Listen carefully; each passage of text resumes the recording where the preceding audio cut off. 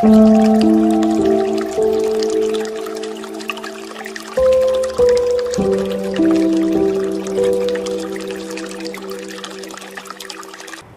Development foundation SDF গণপ্রজাতন্ত্রী বাংলাদেশ সরকারের অর্থ মন্ত্রণালয়ের আর্থিক প্রতিষ্ঠান বিভাগের অধীনস্থ একটি স্বায়ত্তশাসিত সংস্থা।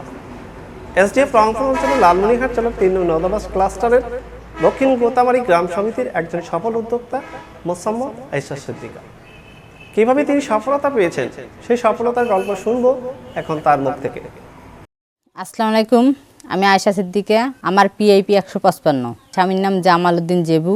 আমি দক্ষিণ গোতামারি গ্রাম সমিতির একজন সদস্য এবং দক্ষিণ গোতামারি হাঁস পালন মহিলা সমবায় সমিতি লিমিটেডের ক্যাশিয়ার।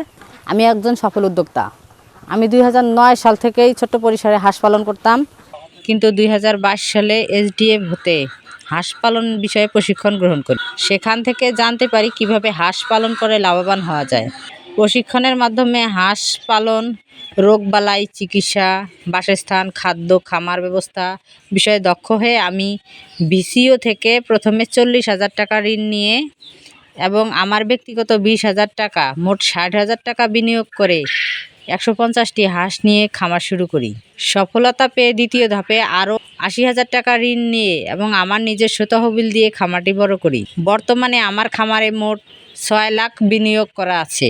সেখান থেকে প্রতিদিনে ৪০০টি হাঁস থেকে ৩০০ ডিম, ১৬০০ কোয়েল থেকে ১৩০০ ডিম এবং মাছ চাষ, কবুতর, লেয়ার ও দেশি মুরগি পালন করে গড়ে মাসে ৩ লাখ টাকা আয় হয়।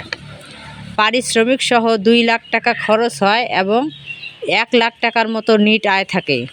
মোহাম্মদ আমির লাবলু ভুইয়া, আমি একজন ডিম বৈশিক। এই সমবায় সমিতির সাথে আমাদের চুক্তি হয়েছে, এখান থেকে প্রতিদিন ন্যায্য মূল্যে ডিম দিই। আমি আমার হাঁসগুলোকে বাড়তি কোনো খাবার দিই না। আমি আমার হাঁসগুলোকে মানে লেয়ার 1 পুষ্টিরাস ফিট খাওয়াই শুধু। হাঁস পালন কাজে ও খামারে আমার পাশাপাশি আমার স্বামীও সার্বিক সহযোগিতা করে। আমার বিভিন্ন সরকারি এবং বেসরকারি প্রতিষ্ঠানের সাথে লিঙ্কেজ হয়েছে এবং এসডিএফ আমাকে বিভিন্নভাবে সহায়তা করতেছে। এ থেকে আমি এখন মানে অনেক লাভবান এবং আমার দেখে অনেকে উৎসাহিত হচ্ছে খামারি করার জন্য বা অনেকে করতেছে। বর্তমানে আমি আমার পরিবার নিয়ে ইনশাল্লাহ অনেক ভালো আছি। আপনারা সবাই দোয়া করবেন আমি যেন আমার ভবিষ্যৎ পরিকল্পনা সফলতার সাথে করতে পারি। এজন্য আমি এসডিএফকে কৃতজ্ঞতা প্রকাশ করতেছি।